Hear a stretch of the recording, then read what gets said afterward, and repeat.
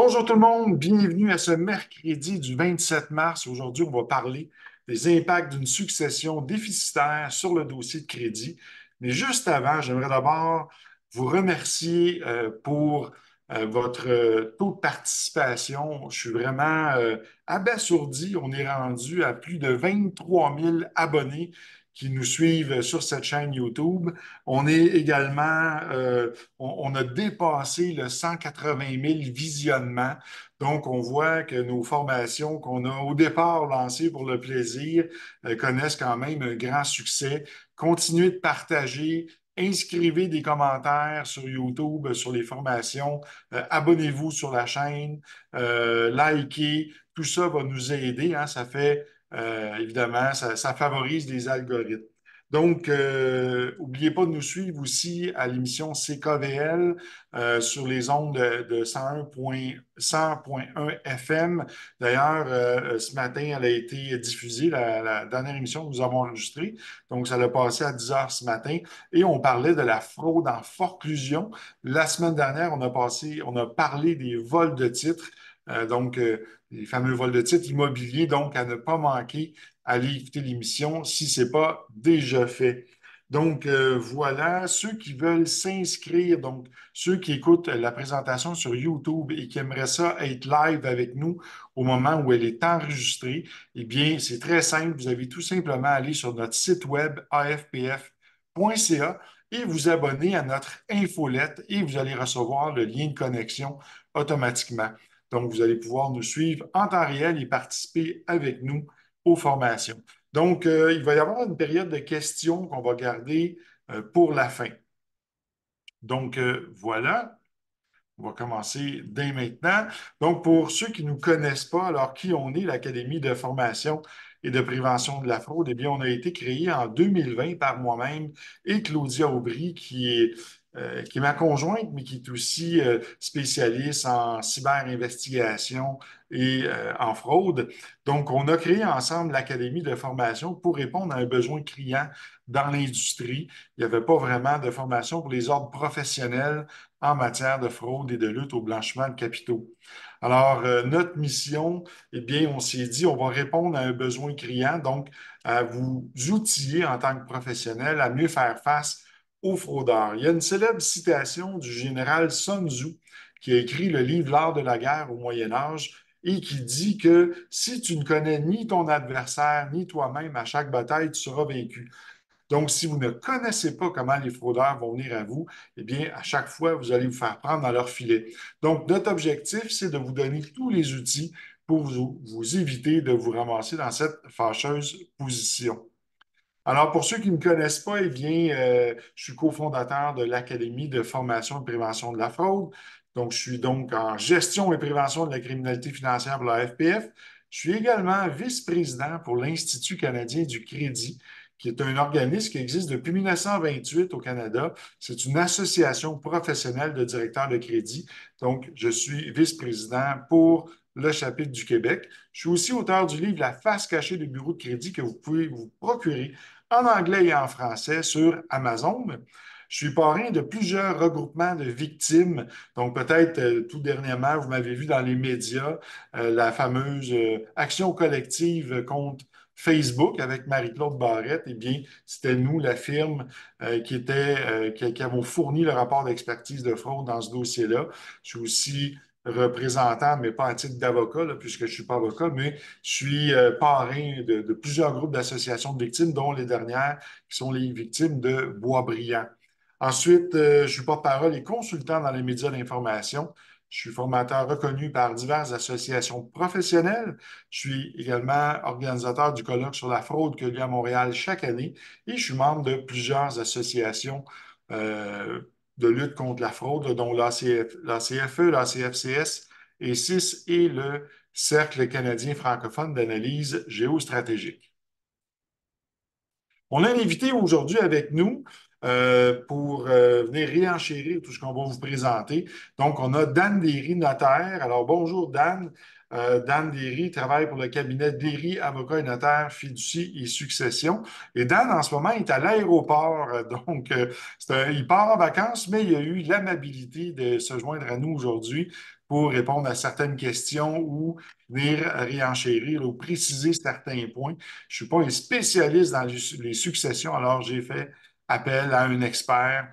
Donc, moi, ma spécialité, vous le savez, c'est la prévention de la fraude et les dossiers de crédit.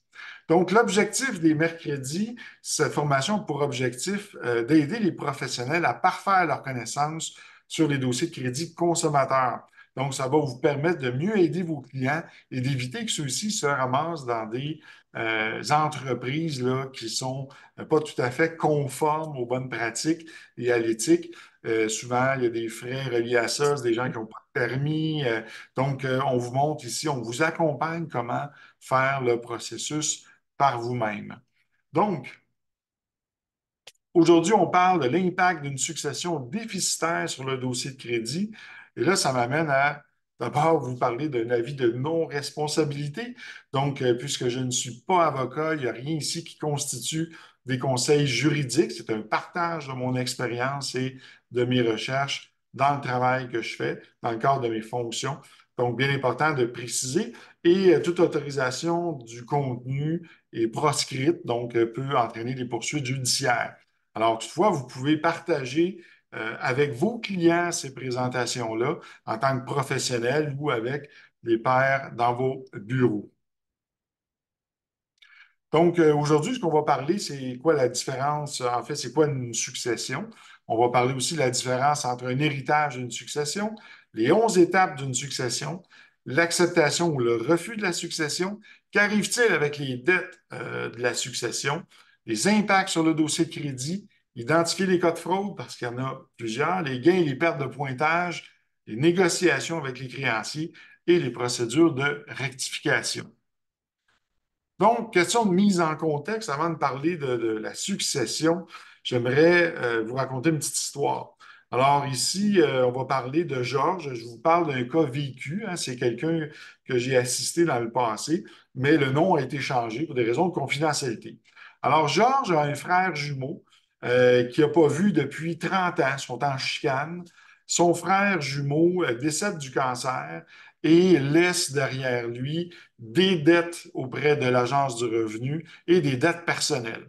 Évidemment, Georges n'a pas entré en contact avec son frère depuis longtemps, donc son frère n'a pas d'épouse, n'a pas d'enfant, les parents sont décédés, ils ne se sont pas vus depuis 30 ans. Et là, qu'est-ce qui se produit? C'est que au moment où son frère est décédé, Georges a été avisé de ça par un ami, mais il a pas posé aucune action, il n'a rien fait. Et un an plus tard, lorsqu'il a voulu acheter une propriété, lorsqu'il a présenté une demande de prêt auprès d'un courtier hypothécaire, eh bien, il y a eu des surprises sur son dossier de crédit. Dans les archives publiques, il y avait 8 agences de recouvrement qui apparaissaient pour des comptes qui n'étaient pas à lui. Alors, lui, il n'a pas fait le lien. Il s'est posé une première question, mais c'est quoi ça? Je dois pas d'argent à ces gens-là. Donc, qu'est-ce qu'il a fait? Il a appelé les agences de recouvrement. Ils lui ont dit non, monsieur, vous êtes responsable, vous avez accepté la succession, vous n'y avez pas renoncé. Il dit, voyons, j'ai rien fait, comment j'ai pu me retrouver avec ça? Donc, on va voir pourquoi il s'est retrouvé avec ça et quelles sont les étapes, parce qu'il faut reculer dans le temps pour aller voir qu'est-ce qui s'est passé avec suite au décès, donc la succession, qu'est-ce qui s'est passé et qu'est-ce qui aurait dû être fait et comment on peut renverser. En fait, on ne peut pas tout à fait le renverser parce que le temps s'est écoulé. Il y avait un délai de 6 mois pour renoncer à la succession. Donc, qu'est-ce qu'il peut faire pour négocier ces dettes-là? Et c'est ce qu'on va voir dans la présentation d'aujourd'hui. Donc, qu'est-ce qu'une succession? Donc, c'est l'ensemble des biens qui vous appartiennent et qui sont partagés à vos héritiers. On pourrait dire aussi que c'est l'ensemble des procédures ou l'ensemble des formalités qui suivent le décès d'une personne. Donc ici, on parle au moment de votre décès. Cela peut comprendre votre maison, vos polices d'assurance, vos biens personnels, vos placements, vos régimes de retraite. Et là, Dan, je sais que tu es maintenant en ligne. Si jamais tu sens le besoin de prendre la parole, tu rouvres ton micro et tu t'adresses à l'auditoire là, sans problème. Donc, je t'invite à le faire là, à tout moment pour m'en Merci reprendre Simon. Merci si. beaucoup Sylvain. Merci, Ouais, juste la Dan. petite anecdote, parce qu'en français, le terme succession veut dire trois choses qui se ressemblent. Donc, succession, ça peut faire référence aux personnes, comme ça peut faire référence aux actifs ou au processus du règlement d'une succession. Donc, le terme succession, on peut l'utiliser pour faire référence aux héritiers. Donc, la succession de telle personne et la succession de tel roi et son fils, la succession de telle personne et ses enfants, sa femme, etc. Ou ça peut aussi faire référence au patrimoine successoral, donc à l'ensemble des actifs et du passif d'une personne qui est décédée. Donc, des fois, on va dire la succession de telle personne vaut 2,3 millions de dollars, par exemple. Ou dans la succession de telle personne, il y a deux immeubles et trois bateaux pour faire une conversation. Et finalement, le terme succession peut aussi faire référence au processus du règlement d'une succession. Alors, c'est intéressant. Le même terme veut dire trois choses dans le même thème, en fait. Et c'est un terme qui est très versatile. Et la définition que vous faites est parfaite. Merci, Dan. Euh, les seules successions, en fait, qu'il faut se méfier, c'est quand vous avez un prince en Afrique qui vous appelle pour vous dire qu'il va vous léguer toute sa fortune ou son représentant. Alors, cela, il faut faire attention. Mais ça, c'est un autre cas qu'on parlera dans d'autres vidéos qui vont être dédiées à la prévention de la fraude. J'ai vu un article sur Facebook, je ne sais pas si c'était vrai, mais la police de New York qui avait découvert le corps d'un Nigérien décédé dans son appartement avec plein d'argent. Et quelqu'un sous le commentaire avait écrit, il a essayé tellement de le distribuer cet argent, mais personne n'a accepté. Alors c'était ça la blague. Alors, qu'est-ce qu'un liquidateur? Eh bien, le liquidateur, autrefois appelé l'exécuteur testamentaire, est la personne qui se charge de régler la succession d'un défunt. Donc, le processus qu'entreprend le liquidateur se nomme liquidation d'une succession ou le règlement d'une succession. Donc, c'est important de savoir qui est nommé liquidateur lorsqu'il y a une succession. Donc, comment est désigné le liquidateur? Eh bien, à la suite du décès, et là, ici, là, les informations qui sont là, ça vient de Justice Québec et les informations qui vont suivre viennent des Ducalois. Donc, comme je vous expliquais, le but, c'est de pouvoir remonter dans le temps et revoir comment l'information a pu aboutir sur le dossier de crédit. Donc, à la suite du décès, vous devez vérifier si le défunt a nommé un liquidateur pour régler la succession. Il peut l'avoir précisé dans son testament s'il en a laissé un, bien évidemment. S'il n'a pas désigné de liquidateur ou si la personne désignée renonce à ce rôle, les héritiers doivent soit jouer le rôle collectivement en s'attribuant à chacun des fonctions précises, soit nommer liquidateur l'un ou plusieurs d'entre eux, ce qui cause souvent des problèmes, et soit nommer liquidateur une personne qui n'hérite pas du défunt, donc ce qui est idéal parce que la personne, elle est impartiale. Si vous et les héritiers nommez un liquidateur, vous devez le désigner dans une déclaration et une convention sous seing privé, c'est-à-dire une feuille signée par les héritiers. Idéalement, tout ça doit être fait devant notaire ou avocat. Vous pouvez officialiser la désignation dans un acte notarié. Si les héritiers ne s'entendent pas sur le choix d'un liquidateur, bien, c'est le tribunal qui va le faire à ce moment-là. Donc, l'inscription du liquidateur, ça c'est bien important, ça va être inscrit au registre des droits personnels réels immobiliers. Pourquoi? Parce que le patrimoine du défunt est considéré comme un meuble. Et puisque c'est un meuble, bien, c'est enregistré au niveau du registre des droits mobiliers. Donc, Et vous Sylvain, pouvez... j'ajouterais aussi que le registre des droits, le RDPRM, le registre des droits personnels et immobiliers, en fait, c'est aussi, on inscrit le liquidateur, pas juste parce que, comme je le disais, il y a des biens mobiliers, mais c'est aussi parce que c'est un registre des droits personnels aussi. Donc, ça Oui, permettrait à un créancier ou un bénéficiaire ou quelqu'un qui aurait des droits dans une succession d'aller au registre, au RDPRM, en faisant une recherche sous le nom du défunt avec sa date de naissance, de voir est-ce qu'il y a un liquidateur qui s'est inscrit, qui a inscrit un avis on peut aussi inscrire sur les immeubles au registre foncier un avis de désignation de liquidateur. ou simplement faire un petit coucou sur la propriété pour dire, voilà, je suis liquidateur, si quelqu'un avait quelque chose à me dire, vous pouvez me rejoindre à telle et telle adresse. Exactement. Merci, Dan. Et ici, ce Ah qui oui. est bien important, le liquidateur doit informer Revenu Québec. Donc, il y a un formulaire à remplir pour ça, pour être désigné comme tel. Donc, la différence entre un héritage et une succession, eh bien, tout à l'heure, Dan nous en a fait bien l'explication. L'héritage, bien, ça représente le patrimoine, donc les actifs que le défunt va laisser. Et la succession, bien, c'est l'action de transmettre cet héritage aux héritiers, donc aux personnes. C'est le processus, donc c'est tout l'ensemble des formalités là, qui représentent la succession. Donc, on va voir les 11 étapes de la succession. Les 11 étapes qu'on retrouve ici, ce sont les étapes qu'on peut retrouver sur le site d'Éducalois. Donc, ce sont des capsules que vous pouvez aller consulter. Alors ici, c'est bien important de le citer. Donc, les principales étapes d'une liquidation de succession, lorsqu'une personne décède, tous les biens qu'elle possède se retrouvent dans sa succession. On doit alors procéder à la liquidation de cette succession pour que ces biens soient distribués selon ses volontés.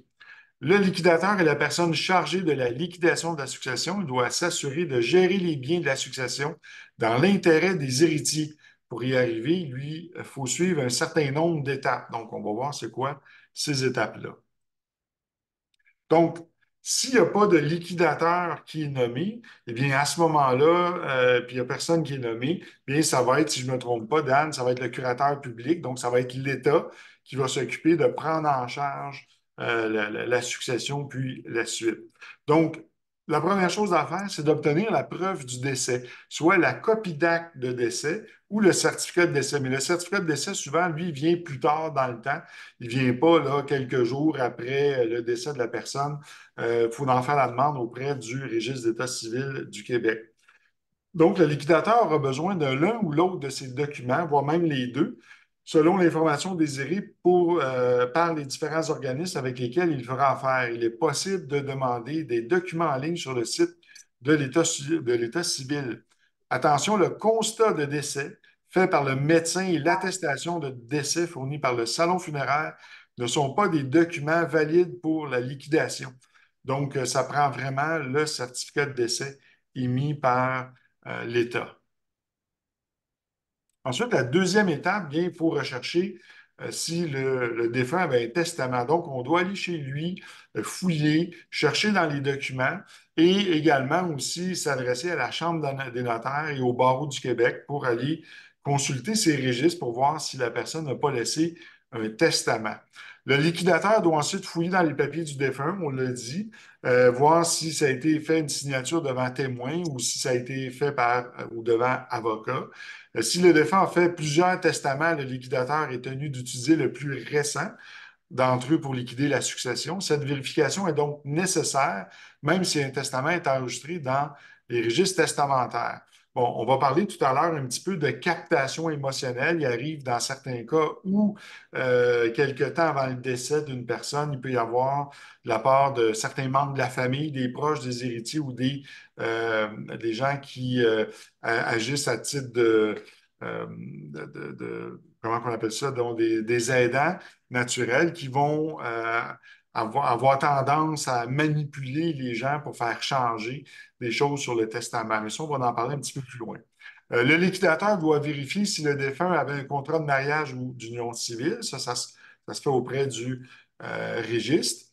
Si ce contrat contient la clause au dernier vivant les biens, cette clause prévoit une donation lors du décès. Donc, si le liquidateur ne trouve aucun testament ni aucune donation valide, c'est la loi qui détermine les personnes qui peuvent hériter du défunt. Donc, pour plus d'informations sur cette situation, consultez l'article Mourir sans testament d'Éducalois. Donc, ça, c'est la deuxième étape. La troisième, bien, le liquidateur doit faire vérifier le testament s'il s'agit d'un testament fait à la main, devant témoin ou devant un avocat. La vérification de testament est une procédure devant un notaire ou devant un tribunal. L'objectif de cette procédure, c'est de s'assurer que le testament est bien le dernier qui a été fait, qui respecte les exigences de la loi et qui les valide. Dans certains cas, des testaments peuvent être contestés. À ce moment-là, on va avoir recours à des experts judiciaires pour, par exemple, l'authentification de la signature ou vérifier si le testament n'a pas été falsifié. C'est des choses qui arrivent, ça, dans des successions. Ensuite, la quatrième étape, faire enregistrer un avis de désignation du liquidateur. Donc, ça, c'est auprès du registre des droits personnels réels immobiliers. Et s'il y a un immeuble, eh bien, ça doit être fait auprès du registre foncier, comme l'expliquait Dan tout à l'heure. Donc, ces avis servent à rendre publique l'identité du liquidateur. Donc, si quelqu'un dans le futur apprend que son oncle est décédé, qu'il était sur le testament, eh bien, ça va permettre d'aller vérifier puis de s'assurer que c'est bien le cas. La cinquième étape, c'est identifier et contacter les héritiers. Donc, ça, c'est le travail du liquidateur qui doit trouver toutes les personnes successibles et les informer qui ont possiblement un héritage là, ou l'option du fait de choisir ou de le refuser. Ensuite, la sixième étape, il est fermer les comptes du défunt et ouvrir un compte au nom de la succession. Donc, après le décès, les institutions financières, généralement, vont geler les comptes. Donc, il est donc préférable de les fermer et d'en ouvrir un nouveau au nom de la succession. Ce compte servira, entre autres, à transférer l'argent du défunt, à déposer l'argent reçu depuis le décès. Donc, s'il y avait des comptes à recevoir, des prêts, des sommes du gouvernement, à payer les dettes du défunt également. Pour ouvrir un compte de succession, le liquidateur doit présenter certains documents, par exemple le certificat ou l'acte de décès émis par le directeur d'État civil, les recherches testamentaires faites au registre de la Chambre des notaires et du barreau, et une copie du testament. Donc ça, là, c'est nécessaire pour ouvrir le compte bancaire. Étape 7, identifier les biens et les dettes du défunt, produire un inventaire et publier certains avis. Donc, le liquidateur qui fait l'inventaire des biens, donc la maison, la voiture, les comptes de banque, les réels, les placements et tout ça, donc, doivent signer cet inventaire devant témoin ou un notaire. Par la suite, le liquidateur doit enregistrer un avis de clôture d'inventaire au registre des droits personnels réels immobiliers, donc le RDPRM, pour confirmer que l'inventaire a été fait. Il faut alors publier un avis dans un journal distribué dans la localité du défunt. Attention, certaines personnes peuvent réclamer des montants à la succession, même si le testament ne prévoit rien pour eux. Par exemple, le conjoint marié du défunt pourrait avoir droit à une prestation compensatoire. Les enfants pourraient avoir droit à une pension alimentaire. Donc, ces montants font partie des dettes de la succession. Le liquidateur doit s'assurer de les prendre en compte, qu'il dresse l'inventaire de la succession afin de déterminer les montants. Sachez que dans un cas de succession, on a vu dans d'autres formations, il y a différents types de créances, hein. Il y a des créances prioritaires, des créances ordinaires et des créances garanties. Mais sachez que les dettes du salon funéraire, donc pour l'enterrement, ce sont des dettes prioritaires, donc ils doivent être payés les premiers. Et lorsqu'ils n'ont pas moyen de se payer, bien, à ce moment-là, ils vont courir après les héritiers pour se faire payer. Donc, ça pourrait éventuellement se ramasser sur le dossier de crédit d'héritier. Donc, continue. Produire des déclarations de revenus et les certificats fiscaux. Sachez que lorsque la personne physique décède, sa personnalité juridique, elle continue de vivre pendant plus d'un an, en fait, jusqu'à ce que les derniers rapports d'impôts soient complétés. Donc, à la suite du défunt, le liquidateur doit produire les déclarations suivantes, soit la déclaration du défunt pour l'année civile du décès, la déclaration antérieure du défunt qui n'ont pas encore été produites et les déclarations de la succession pour les sommes reçues et payées après le décès. Ces déclarations doivent être envoyées au gouvernement fédéral et provincial avec les documents nécessaires, par exemple les preuves de décès, les testaments, la recherche auprès du registre, soit du barreau ou de la Chambre des notaires. Et s'il y a des montants à payer, c'est au liquidateur de s'en charger. Par la suite, le liquidateur doit obtenir des certificats qui l'autorisent à distribuer les biens aux héritiers. Ces certificats fiscaux sont la preuve que le défunt ne doit plus d'argent aux deux paliers de gouvernement. Pourquoi? Parce qu'encore là, les dettes du gouvernement, ce sont des dettes prioritaires. Au fédéral, ce certificat se nomme le certificat de décharge et au provincial, c'est le certificat autorisant la distribution des biens. Donc, 9, payer les dettes. Bien, lorsqu'il est temps de payer les dettes, il y a trois situations qui peuvent se présenter. D'abord, il y a, s'il y a assez d'argent pour payer d'argent dans la succession pour régler toutes les dettes, bien, on va payer les dettes et ce qui va rester va être ensuite distribué aux héritiers. S'il n'y a pas assez d'argent, eh bien, à ce moment-là, le liquidateur veut vendre les biens pour payer les dettes et toutefois, il doit détenir les autorisations nécessaires. Et s'il n'y a pas de biens ni d'argent dans la succession pour régler toutes les dettes, dans ce cas, le liquidateur doit attendre avant de payer les dettes. Donc, là, il y a plusieurs possibilités qui s'offrent aux héritiers. On va le voir tout de suite après. Donc, fournir un compte rendu de la liquidation et procéder au partage des biens. Donc, le liquidateur doit remettre aux héritiers un compte rendu qu'on appelle un compte définitif. Puis, le compte définitif est un document qui informe les héritiers de ce qui reste dans la succession une fois les legs et les dettes payés. Lorsqu'il remet le compte définitif aux héritiers, le liquidateur peut y joindre une proposition de partage. Il s'agit d'un plan de répartition des biens aux héritiers. Les héritiers peuvent accepter ou refuser. S'ils acceptent, bien, le liquidateur va distribuer les bonbons. Et si les héritiers refusent le compte définitif, bien, là, à ce moment-là, il faut demander l'intervention des tribunaux. Ensuite, quand tout est fini, eh bien, il va y avoir un avis de clôture qui va être enregistré au registre des droits personnels réels immobiliers par le liquidateur et c'est là que tout prend fin dans la succession si tout s'est bien passé. Maintenant qu'on a vu les 11 étapes, on va voir accepter ou refuser la succession. Donc, comment ça fonctionne au Québec? La loi prévoit que les héritiers seront responsables des dettes du défunt jusqu'à concurrence de la valeur des biens dont ils héritent. Mais ça, la problématique, c'est que souvent, les créanciers vont transférer le compte en recouvrement et les agences de recouvrement vont partir après les héritiers sans tenir compte de l'inventaire ou de ce qui a été fait. Et là, ça va être héritiers de dire et de faire la preuve que non, non, écoute, il n'y avait pas de bien, je ne suis pas responsable des dettes, j'ai renoncé à la succession, ou ainsi de suite. Donc, bien important, il y a un délai aussi pour refuser une succession. On va le voir tout de suite après. Donc, si les dettes sont supérieures à la valeur de l'actif, quelles sont les options? De un, on peut refuser la succession ou on peut mettre également la succession en faillite. Donc, si on met la succession en faillite, il y a des frais engendrés à ça. Et évidemment, il faut consulter un professionnel de l'insolvabilité. Donc, comment qu'on refuse une succession? Eh bien, un successible qui désire renoncer à une succession doit demander au notaire de préparer la renonciation au moyen d'un acte notarié en minutes ou faire une déclaration judiciaire dans le délai prescrit par la loi qui est 6 mois. Donc, de plus, il devra demander que la renonciation soit inscrite au registre des droits personnels et réels mobiliers. Notez que si le successible est mineur, il devra être assisté d'un tuteur dans l'accomplissement de ses obligations. J'ai une petite histoire à vous raconter. Un jour, il y a un monsieur qui est bien nanti et qui a des dettes au niveau du fisc et qui décède. Mais ce monsieur-là, un an avant de décéder, a fait un prêt à une entreprise. Donc, il a prêté, par exemple, 100 000 à une entreprise. Et suite à son décès, bien, les gens de l'entreprise ont dit, ah, mais le monsieur est décédé, on ne voit plus rien, on n'en entendra pas parler. Eh bien, non. En fait, quelques années plus tard, Revenu Québec sont revenus sur l'entreprise pour dire, c'est nous, cette dette-là était due à la succession, donc à l'actif. Alors, donc, on vient vous réclamer cette dette-là. Donc, il peut y avoir des surprises parfois.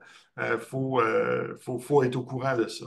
Donc, Et Sylvain, si je peux ajouter d'autres exemples oui, qui sont aussi reliés au Revenu Québec, parce que souvent, et je pense que tu l'as bien pointé, souvent après un décès, il y a des personnes qui disent, ouais, mais qui va revenir contre nous?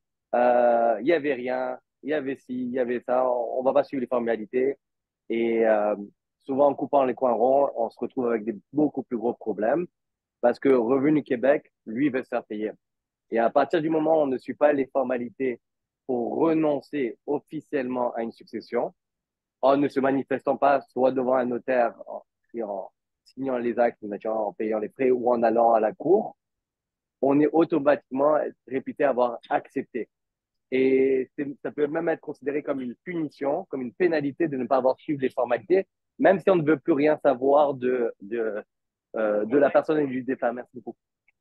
Alors, c'est bien, bien, bien important si on est lié par le sang ou par un mariage à quelqu'un, même si on ne veut plus rien savoir de sa succession ou de cette personne, même si on n'était plus en contact avec, c'est bien important de consulter avec un juriste, soit un notaire, soit un avocat qui est spécialisé dans le domaine, parce que automatiquement on est réputé avoir accepté et c'est très dur de s'en défaire, surtout avec le temps qui court. Un autre exemple aussi, c'est que on dit souvent les personnes disent oui, mais il avait aucun actif et il devait rien. Sauf que en attendant, il avait une méga grosse dette fiscale qui s'accumulait, ou bien parce que la personne faisait des revenus sans les déclarer. Alors ça aussi, c'est un problème parce que Revenu Québec va revenir contre les membres de la famille qui sont réputés, même s'ils n'avaient rien fait, justement, ou même s'ils n'étaient même pas au courant, euh, pour réclamer la dette fiscale au complète. Même chose si une personne, même si on ne savait pas qu'elle allait mourir, et meurt, et pas si longtemps que ça, avant son décès, avait commencé à transférer ses actifs gratuitement, donc donner gratuitement à ses membres de sa famille, ça peut les contaminer fiscalement. Les personnes qui ont reçu des biens peuvent être contaminées fiscalement et être responsables des dettes du défunt, ou même des dettes fiscales ou des dettes de créanciers. Surtout si les dons qui ont été faits, les cadeaux qui ont été faits viennent rendre la personne ou la succession éventuellement insolvable. Donc, c'est bien, bien, bien important de bien consulter après un décès pour savoir qu'est-ce qui en est et de quoi on peut être tenu responsable. Et un dernier exemple aussi, je l'avais encore, et souvent c'est des exemples qui reviennent en passant, hein, c'est courant. Alors, je donne un exemple. Monsieur et madame étaient mariés depuis toujours. Monsieur décède, madame qui ne s'occupait pas des papiers ou peu importe, et qui a un âge assez avancé, ne dénonce pas le décès de monsieur, donc continue à recevoir la pension de monsieur. Éventuellement, euh, le gouvernement se réveille, ou peu importe qui mettait la pension se réveille, ça peut être une pension étrangère aussi, et réclame à madame les pensions qu'elle a encaissées pendant 5 ans, 10 ans euh, de monsieur. Et madame qui décède, ben, effectivement, toutes ces dettes-là qui s'accumulent ben, elles vont être transmises parce que par règlement de succession, dans le processus de règlement de succession, le processus de succession, en fait, on transfère tous les actifs, mais aussi tous les passifs aux héritiers. Donc, c'est bien, bien important, même si la succession elle est insolvable, même si elle a beaucoup plus de dettes que d'actifs, il faut absolument suivre les formalités de la loi dans les délais et de la manière qu'il faut. Sinon, on va hériter des passifs et on va être contaminé et on va être tenu responsable.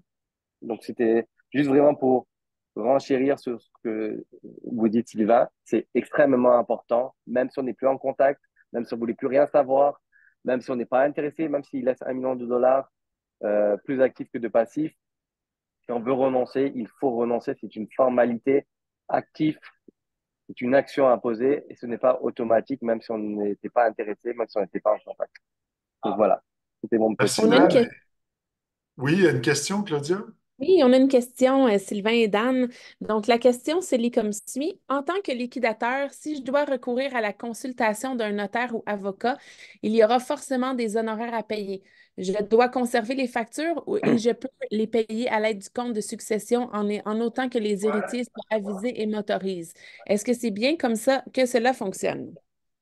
Alors, la première partie, absolument. La deuxième partie, on va en discuter. Donc, effectivement, toutes les dépenses engagées raisonnablement dans le cours des fonctions du liquidateur seront des dépenses de la succession payées à même la succession. Ce n'est pas une dépense personnelle, à moins que ce soit un litige qui oppose le liquidateur personnellement envers les héritiers. Okay? Donc ça, c'est quelque chose qu'il faut faire attention, surtout si jamais le liquidateur a mal agi, a été négligent ou a fraudé la succession. Mais là, on parle de dépenses raisonnables engagées dans le cours des fonctions. Donc, par exemple, le liquidateur va devoir consulter un juriste, un avocat, un notaire, va devoir consulter un comptable ou un fiscaliste. Ce sont toutes des dépenses raisonnables qui doivent être en fait, le fait qu'un liquidateur ne consulte pas un professionnel ou des professionnels, ben, ce serait négligent parce qu'on ne peut pas tout connaître. Et d'ailleurs, c'est pour ça que je n'arrête pas de dire, lorsqu'on parle de professionnels, on parle de professionnels compétents, spécialisés dans le domaine. Parce qu'un avocat qui fait, je donne un exemple, un avocat ou un notaire qui ne font que de l'immobilier, ben, même s'ils ont des bases en succession, ne sont pas spécialisés en succession. Et chaque domaine est déceptivement complexe, surtout dans les successions. Il y a plein de détails qui sont qu'on ne peut pas s'attendre, que d'un point de vue logique, on ne peut pas comprendre pourquoi, mais il y a une raison en arrière. Donc, de la même manière que pour renoncer à une succession, il faut poser un geste actif, même si on n'était pas en contact, même si on n'avait jamais vu, si on n'avait pas rencontré, on n'avait pas vu la personne depuis 40 ans, il faut poser des gestes actifs. Parce que le règlement de succession, par exemple, le but premier, c'est pas de protéger les héritiers. Le but premier de régler une succession, c'est de protéger les créanciers du défunt et de la succession. Donc, toutes les dettes que le défunt devait, toutes les dettes que la succession doit, c'est ça la mission première du liquidateur. Protéger les créanciers, s'assurer que tous les créanciers sont payés. Et ensuite de ça, naturellement, protéger les héritiers et de régler la succession et de leur remettre les biens. Donc, pour revenir à la question initiale, oui, absolument, toutes les dépenses pour consulter ou engager des professionnels comme des notaires, des avocats, des comptables, des fiscalistes, etc., font partie des dépenses de la succession et doivent être payées à même la succession. Vous n'avez pas besoin de demander le consentement des héritiers. Parce que si un héritier veut pas vous faire, ne veut pas, ben, c'est pas important en fait. Vous êtes le liquidateur, vous êtes en charge de régler la succession. Et l'héritier, lui, il a le droit de recevoir ce qui va rester dans la succession. Naturellement, si jamais il y a des dépenses qui sont abusives, il va pouvoir les contester, aller en cours, etc. Mais une fois de plus, euh, les tribunaux vont regarder d'un œil positif le fait que le liquidateur a consulté des professionnels. Et malheureusement, c'est pour ça que c'est très important de bien planifier une succession, de bien planifier sa succession, parce que lorsqu'il y a des litiges successoraux, en fait, imaginez un divorce, comment déjà les frais d'avocat entre les deux parties augmentent. Alors, dans une succession, il y a souvent plusieurs personnes, plusieurs intérêts opposés, et c'est souvent des règlements de comptes familiaux historiques, n'est-ce pas? C'est très émotionnel, c'est très psychologique. Ça devient plus des questions de principe que des questions qui se basent sur une économie financière. Donc, les frais d'avocat peuvent être extrêmement monstrueux et j'en ai vu plusieurs des dossiers où ça monte à des 250 000, des 500 000 par personne, par personne qui est défendue. Donc, on calcule souvent les taux horaires qu'on est en cours et on voit combien d'avocats sont présents. Il y a 6 avocats, chacun, on va dire, à 300 $ de l'heure. Ben, ça va très, très vite. Okay. Donc, c'est pour ça que c'est bien important de bien planifier sa succession, de nommer les bonnes personnes, etc. Mais, donc, juste pour répondre à la question, oui, vous devez consulter. Oui, vous pouvez le faire payer par la succession. Ils devront être payés par la succession. Et le dernier point, c'est juste toujours s'assurer que ce soit raisonnable et dans le cours de vos fonctions. Voilà. Et Dan, merci pour cette belle explication. J'avais une question que je voulais te relancer. Dans la mesure où une personne qui est décédée a vendu une propriété quelques années avant et qu'il y a une Oui, poursuite en vice caché qui est engagée envers oui, le défunt, eh bien, ça roule automatiquement dans la succession également et les héritiers deviennent saisissables. Donc, c'est des exact. fois, Et ça, c'est un autre cauchemar. Ça, c'est un autre oui, cauchemar. Et juste pour vous dire, dans l'exemple de Sylvain, on parle de quelqu'un qui a vendu la maison et qui a une poursuite en responsabilité, en vice caché qui se passe quelques années après. Mais dans un autre dossier qui est passé en cours, en fait, on est venu chercher la succession, mais la propriété a été, on va dire, monsieur et madame ont vendu la succession, ont vendu la maison 20 ans avant. Okay, cette maison a été revendue 2, 3 fois. Et ben, en vice-cachant, on est capable de remonter toute la chaîne. Et la succession a été tenue responsable de, du vice caché. Et naturellement, et dans ce dossier-là, la somme qui était réclamée était supérieure à la valeur de la succession que madame avait déjà acceptée, parce que la succession était aussi fermée dans ce cas-là depuis des années. Et donc, la succession est devenue, même si elle était fermée, insolvable, parce que tout d'un coup, on réclamait, je donne un exemple, 100 000 $, alors que madame avait hérité que de 50 000 $, ce qui restait.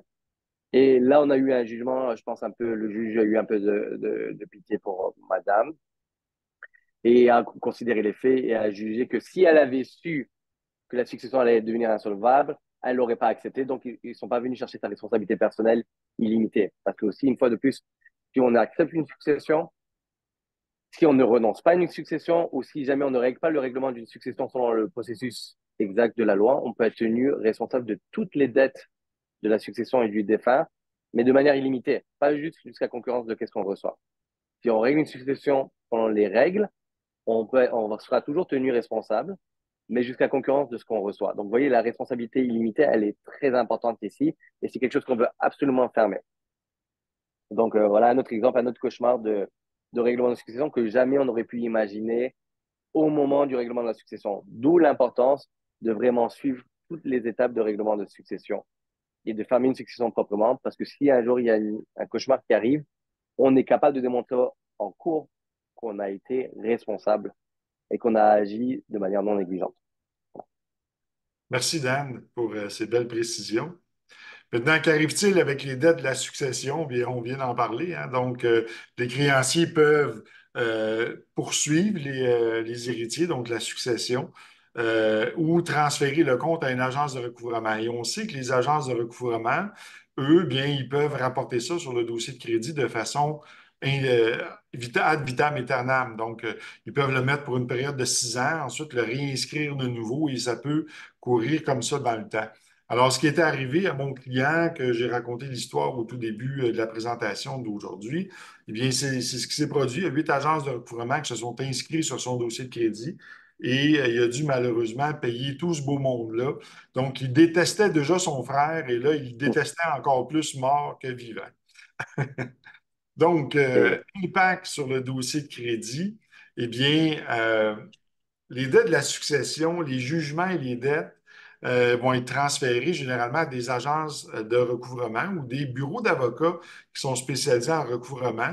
Et tous ces dettes-là vont apparaître dans la section des archives publiques du dossier de crédit. Pourquoi? Parce que ce n'est pas des dettes pour lesquelles le débiteur a consenti au départ, là. Donc, ça n'apparaîtra pas dans la section des fournisseurs de crédit dans le bas du dossier de crédit, ça va vraiment apparaître dans la section des archives publiques. On a un exemple ici où ce qu'on voit différents comptes en recouvrement. Donc ici, on voit la mention IMP pour impayé avec une étoile GCQ qui est le nom de l'agence de recouvrement. On a un montant de 262 pour paye secours. Donc ça, c'est ce qu'on appelle du payday loan. Là, c'est des services de prêt sur salaire. Et on peut voir ici la date où ça a été rapporté, la DDA, donc en 2016. Techniquement, en date d'aujourd'hui, ça serait disparu du dossier de crédit, mais c'est à titre d'exemple ici qu'on vous montre à quoi ça peut ressembler. Donc, ici, on a plusieurs agences de recouvrement qui apparaissent. En fait, on en a 4. Puis, on a 2 jugements qui sont également rapportés sur le dossier de crédit. Donc, ça peut quand même avoir un impact. Les informations qui sont là, que ce soit les agences de recouvrement ou les jugements, ils ne feront pas perdre de points comme tel sur le pointage, mais ils vont affecter l'approbation dans le sens que, comme on vous parlait dans les autres formations, il y a une entente dans la communauté des créanciers qui dit qu'on n'accorde pas de crédit à quelqu'un qui a des comptes en recouvrement qui ne sont pas réglés.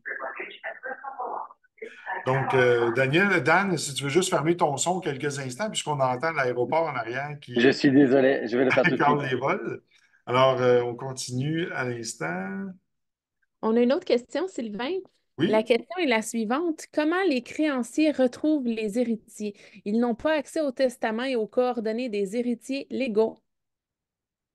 Bien, il y a bien des façons, là. D'abord, via le RDPRM, s'il y a eu un liquidateur ou ainsi de suite, ou tout simplement via Ancestry. Vous rentrez le nom d'une personne, sa date de naissance, vous allez avoir tous ses descendants, ses enfants, et là, vous avez juste à faire de la recherche sur les enfants, puis ils vont les trouver. Donc, c'est quand même pas trop difficile à faire.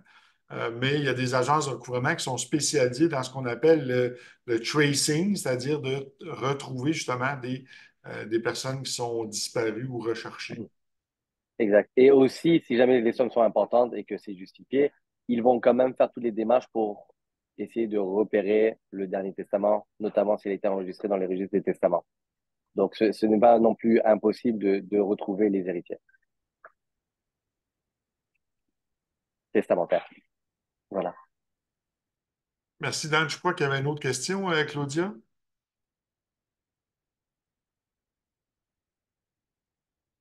Ton son est fermé, Claudia. Ah, excusez-moi. Donc, la question est la suivante. Est-ce qu'on doit être avisé qu'on hérite pour en être responsable? Dan pourrait répondre à cette question-là. Désolé, j'essaie de unmute. Euh, donc, OK. Automatiquement, vous êtes. OK. La loi a été écrite d'une manière à. On se comprend. Normalement, on est au courant lorsqu'on a un proche qui décède, on devrait être au courant. Maintenant, si on a perdu contact avec, si la personne a disparu, c'est des situations qui restent quand même exceptionnelles. Donc, déjà, pour pouvoir hériter sans testament, donc il faut être soit un descendant, un enfant, un petit-enfant, soit conjoint, légalement marié uniquement, donc pas conjoint de fait.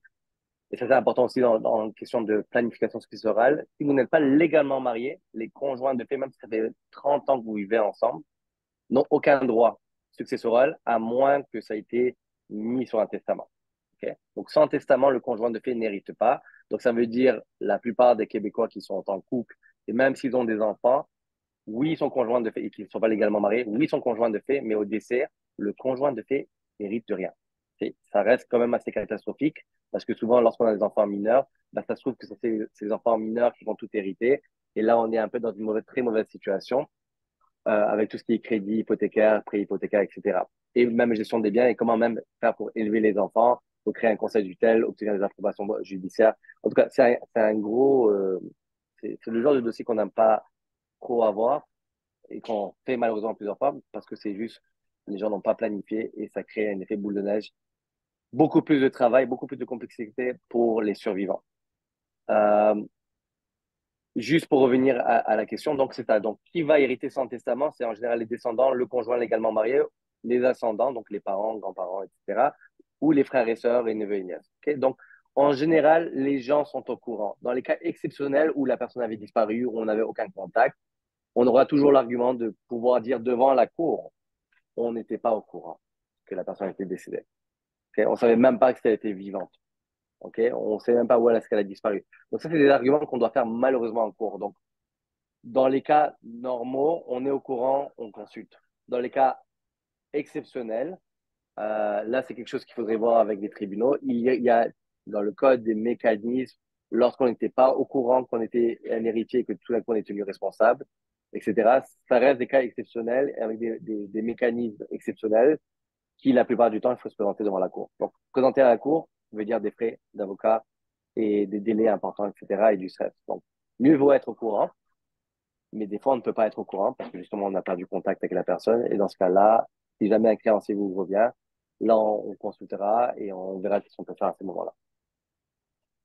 Et merci, Dan. Pour la politique de conservation des données chez Equifax. Donc, si c'est transféré aux héritiers à ce moment-là, les dettes ou les jugements, eh bien, ça va rester 6 ans chez Equifax. Mais sachez que les agences de recouvrement, en vertu de l'article 18 de la loi sur la protection des renseignements personnels dans le secteur privé, peuvent, sans le consentement des débiteurs, quand même consulter le dossier de crédit et le reporter encore dans le temps. Donc, bien important à savoir, mais en principe, ça va rester 6 ans. Dans le cas de TransUnion, eh bien, les jugements, c'est 1 an de plus, donc 7 ans, et les recouvrements, c'est 6 ans également. Donc, ça reste un petit peu plus longtemps du côté de TransUnion pour les jugements. Maintenant, identifier les cas de fraude, eh bien, Dieu sait que dans les successions, il y a beaucoup de fraudes qui sont faites. D'abord, il y a ce qu'on appelle les fraudes à l'identité. Donc, ce sont des transactions frauduleuses qui sont souvent effectuées après le décès d'une personne sur ses cartes de crédit, soit donc dans les heures ou les jours qui suivent. Donc, c'est des proches généralement qui vont faire ça, ou des aidants, ou des gens qui sont proches de la victime qui vont dépêcher d'aller retirer l'argent ou qui vont tout simplement faire des achats sur les cartes de crédit. Il y a l'usurpation d'identité parce que, croyez-le ou non, mais les fraudeurs, eux, croient en la vie après la mort. Donc, ils vont redonner vie à la personne. Ils vont contracter des cartes de crédit, des prêts, ils vont se faire des fausses pièces d'identité et ils vont continuer d'entretenir la personne au dossier de crédit Évidemment, ils ne vont pas choisir là, quelqu'un qui a des héritiers, une famille et tout ça. Là. Généralement, ils vont choisir des personnes cibles pour faire ça, donc des gens qui n'ont pas d'héritiers. Ça va être plus facile d'usurper leur identité. Et d'ailleurs, les fraudeurs, même, ils vont dans les cimetières pour faire du recrutement. Ils vont choisir là, sur les pierres tombales, on a le nom des parents, des enfants. Ils vont choisir des enfants qui sont décédés récemment. Puis ensuite, ils vont tout simplement se faire une identité qui vont se forger sur cette personne-là. Il y a l'appropriation de biens aussi qui se fait. Donc, la personne décède avant que le liquidateur arrive ou que les gens que l'inventaire soit constitué, eh bien, ils vont se payer dans les biens, donc prendre des bijoux, des outils, tout ce qu'ils peuvent trouver dans la maison. Ou même, dans certains cas, j'ai vu un cas de fraude où un monsieur s'est fait voler par sa propre sœur avant le décès de ses parents. S'est fait voler pour plus de 30 millions d'actifs. Lui, tout ce qu'il a reçu, c'est une partie de l'assurance vie là, qui est à peu près 300 000 dollars. Et ce qu'on a découvert, c'est que sa sœur avait transféré tous les immeubles de son père qui avait été ensuite roulé vers sa mère qui souffrait d'Alzheimer.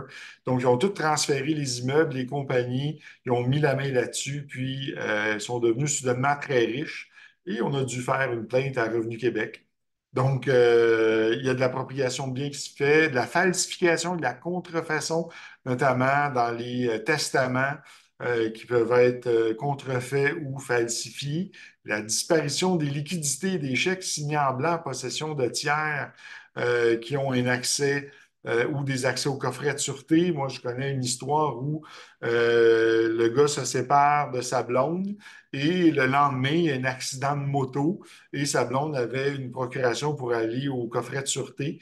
Elle est allée au coffret de sûreté puis elle a tout vidé. Il y avait tout près de 600 000 dans le coffret de sûreté. Donc, il y a des cas comme ça et là, finalement, les héritiers n'ont rien eu. Donc, et il y a aussi la captation émotionnelle. Donc, la captation, ça survient lorsque quelqu'un exerce une influence indue sur le testateur, donc le poussant à prendre des décisions testamentaires qui ne correspondent pas à sa véritable volonté. J'ai un cas, justement, d'une personne qui, sur son lit de mort, là, 2 jours avant de décéder, elle était complètement confuse.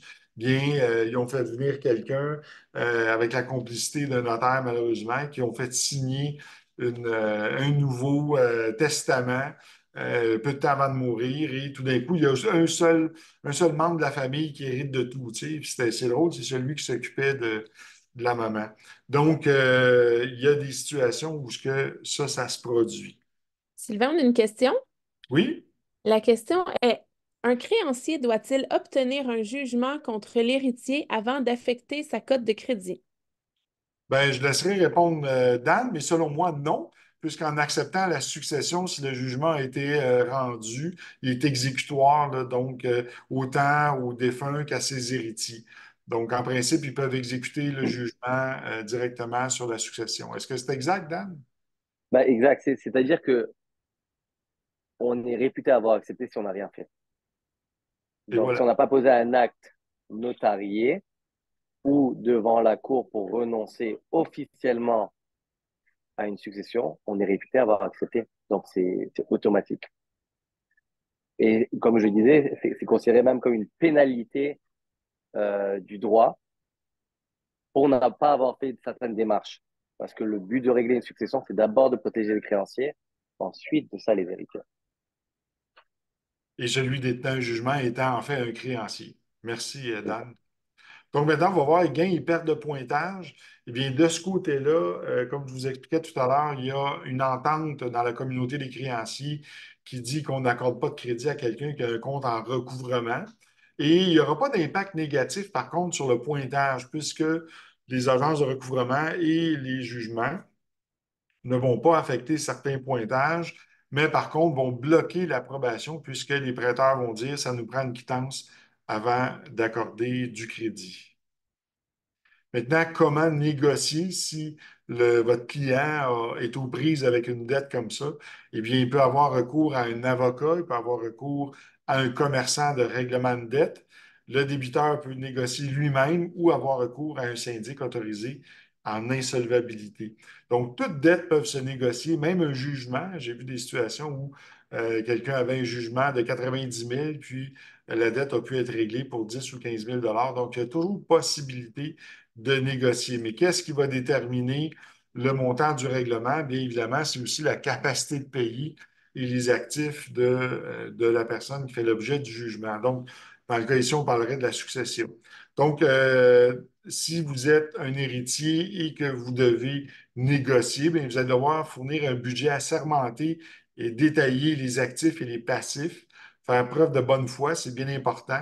Avoir la volonté d'arriver à un arrangement, c'est surtout pas de les virer du revers de la main, et fournir un échéancier et le respecter. Ça, c'est bien important pour pouvoir régler une dette. Ensuite, il faut rectifier les informations sur le dossier de crédit.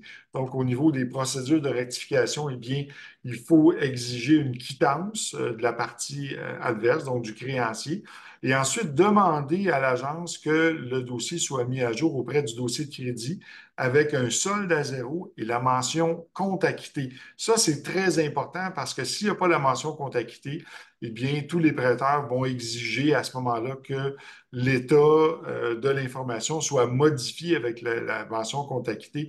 Et là, à ce moment-là, ça peut prendre un délai là, quand même assez long avant que l'agence de crédit là, puisse le changer le statut. Donc, façon plus rapide de changer le statut, on peut faire ce qu'on appelle une demande de rectification en vertu de la loi sur la protection des renseignements personnels dans le secteur privé. Donc, c'est une demande avec recours. Et ça, les agences de crédit ont 30 jours pour procéder à la correction. S'ils ne le font pas, à ce moment-là, ils s'exposent à un recours auprès de la commission. Et là, il y a un avocat de la commission qui va se charger de prendre le dossier et de faire valoir vos droits auprès de ce créancier-là, par exemple. Donc, il y a les courtiers hypothécaires qui, eux, disposent d'un formulaire pour apporter des mises à jour sur les dossiers de crédit. C'est un formulaire qui permet de faire des modifications dans un délai de 5 à 10 jours. C'est sans recours, évidemment, et on ne peut pas utiliser ce formulaire-là pour des fins de contestation. C'est seulement pour mettre à jour le dossier de crédit. Et il y a le formulaire de mise à jour là, conventionnel qu'on retrouve sur les sites d'Equifax et TransUnion, qui sont des formulaires qui sont malheureusement sans recours et pour lesquels, malheureusement, les délais peuvent être très longs. Donc, conseil important afin d'informer les agences d'évaluation de crédit, eh bien, ça ici, c'est un conseil que l'on donne. C'est pas une formalité, c'est pas une obligation. Mais dès qu'une personne décède, pour éviter toute fraude sur son dossier de crédit, bien, c'est d'envoyer une copie d'acte de décès certifié à l'original, donc authentifié peut-être par le notaire disant que c'est une copie certifiée, une copie du testament ou de la nomination de liquidateur, une copie du registre des droits personnels réels immobiliers nommant le liquidateur, les pièces d'identité recto verso, pas du défunt, mais de la personne qui a été nommée, et d'envoyer ça aux agences de crédit et demander à ce moment-là de faire mention que la personne est décédée sur le dossier de crédit. En faisant ça, ça va empêcher d'éventuels fraudeurs de pouvoir venir frauder sur le dossier de crédit. Pourquoi? Parce que avant que le dossier de crédit soit informé, ça va être fait par les prêteurs. Les prêteurs, admettons que j'ai une Visa Desjardins, puis là, tout d'un coup, je décède, bien, Visa Desjardins vont être informés par la succession ou par le notaire que le compte va être réglé par la succession. À ce moment-là, sur le ruban qui va être transmis à tous les mois Equifax et TransUnion, ils vont inscrire l'information que la personne est décédée. Donc, c'est une mention qui se rajoute dans le ruban et ça va faire en sorte que l'information va parvenir au dossier de crédit. Mais si vous voulez être certain qu'il n'y ait pas de fraude, la meilleure façon, c'est de le rapporter là, dès le départ. Donc, en conclusion, le 10 avril prochain, on va avoir notre prochain mercredi. Je profite de l'occasion, Dan, pour te remercier de nous avoir assistés aujourd'hui. Donc, restez encore là, je vais vous parler de la suite. Dan, tu peux rester si tu veux, il n'y a aucun Ben problème. oui, ben, je Donc, voulais vous remercier, Sylvain et Claudia. Merci beaucoup pour l'honneur de m'avoir invité à votre mercredi. J'ai beaucoup apprécié. et on aura sûrement l'occasion de te réinviter dans le futur. On aura d'autres sujets qui vont sûrement Avec plaisir. couvrir dans lequel on aura besoin de tes sages conseils. Donc, le 10 avril à 11 heures, on va parler de l'impact d'une proposition de consommateur sur le dossier de crédit. Alors, à ne pas manquer, on va vous révéler des choses intéressantes. On vous invite à nous suivre aussi sur les ondes de CKVL. Vous pouvez l'écouter en différé. Donc, histoire de fraude, on parlait justement dans les 2 dernières semaines des vols de titres et des fraudes en forclusion. Alors, sujet très intéressant. Et si vous avez besoin d'UFC, on a des formations très intéressantes. D'abord, fraude hypothécaire et avis de cotisation. Donc, 2 UFC avec l'OASIC et l'AMF. À ne pas manquer, très bonne formation. Quand le crime organisé veut vos condominiums, donc le modus operandi, le mode opératoire en fait, donc 2 UFC, OASIC, Barreau et également l'AMF. Fraude et cybercriminalité avec le général Gaston Côté. Très bonne formation qui donne un UFC avec l'OASIC, l'AMF, le barreau professionnel hypothécaire du Canada. Donc, à ne pas manquer. Très bonne, très, très bonne formation. Et pour ceux qui aiment fouiller un peu dans le passé des gens, on a ici une formation en KYC, donc Know Your Clients, comment vérifier l'intégrité d'un partenaire immobilier. Donc, quelqu'un qui veut vous amener des dossiers, un apporteur d'affaires, un promoteur, vous pouvez apprendre comment faire une recherche sur cette personne-là, une recherche d'intégrité dans les bases de données nationales publiques. C'est très intéressant tout ce que vous pouvez découvrir dans ça, notamment les contributions aux partis politiques, le dossier de conduite. Il y a plein de choses que vous pouvez découvrir là, que vous n'avez même pas idée que vous pouvez soupçonner. Alors, très bonne formation qui donne 3 UFC avec l'OASIC, l'AMF et aussi à titre de dirigeant responsable là, pour l'AMF. On a aussi comment identifier un permis de conduire québécois qui donne un UFC avec l'OASIC et l'AMF. Et notre fameuse formation sur comment corriger les dossiers de crédit, module 1, 2, 3, qui donne 12 UFC avec l'AMF. Il y a aussi des courtiers immobiliers qui la suivent. Donc, tout le monde peut la suivre, cette formation-là. Ça vous donne vraiment la méthode, comment corriger un dossier de crédit avec les bonnes procédures de la loi sur la protection des renseignements personnels dans le secteur privé. Donc, ça ici, c'est la vraie méthode avec recours, comment corriger un dossier de crédit. Alors voilà, on arrive à la fin. Est-ce qu'il y en a qui ont des questions à poser? Ça va être le bon moment.